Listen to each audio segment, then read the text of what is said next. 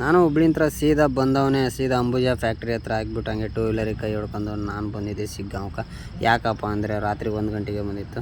ನಮ್ಮ ಮಚ್ಚನು ತೀರ್ಕೊಂಡವನೇ ಅಂದ್ಬಿಟ್ಟು ನಾನು ಅಲ್ಲಿಂದ ಸೀದಾ ಸಿಗ್ಗಾಂವ್ ಬಸ್ ಸ್ಟ್ಯಾಂಡಿಗೆಲ್ಲ ಬಂದೆ. ಬಸ್ ಸ್ಟ್ಯಾಂಡಿಗೆ ಬಂದೆ. ಇಲ್ಲಿ ನೋಡಿದ್ರೆ ಅದಂತಾರಲ್ಲ, ಟೈಮ್ಗೆ ಸಿಗೋದೇ ಇಲ್ಲ ಬಸ್ಸು. ಎಲ್ಲ ಕಷ್ಟ ಅಂದರೆ ಕಷ್ಟ ಆಗೋಯ್ತು. ಅಲ್ಲಿಂದ ಹಂಗೆ ಬೇಗ ಅದ್ರಾಗೆ ಬಂದೆ. ಬರ್ತಿದ್ದಂಗೆ ಇಲ್ಲಿ ಬೇರೆ ಎಲ್ಲ ಸ್ಮಶಾನಕ್ಕೆ ಬಾಡಿ ಎಲ್ಲ ತಂದಿದ್ರು.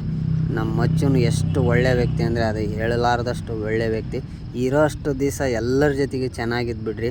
ಸತ್ತ ಮೇಲೆ ಯಾರೂ ಬರೋಲ್ಲ, ಏನೂ ಬರೋಲ್ಲ, ನೀವು ಗಳಿಸಿರೋ ಆಸ್ತಿ ಏನೂ ಬರೋಲ್ಲ. ಅದನ್ನು ನಾ ರಿಕ್ವೆಸ್ಟ್ ಮಾಡ್ಕೊಳೋದು. ಹಾಗೆ ಅಲ್ಲಿಂದ ನಾನು ಬೆಳಗ್ಗೆ ಎಲ್ಲ ಸ್ನಾನ ಎಲ್ಲ ಮಾಡ್ಕೊಂಡು ಹಂಗೆ ನಮ್ಮ ಸ್ವಾಮಿ ಬೇರೆ ಫೋನ್ ಹಾಕ್ದೆ, ಆಯ್ತಿದ್ದು ಬೇಗ ಬಾ ಲೋಡ್ ಐತೆ ಅಂತ.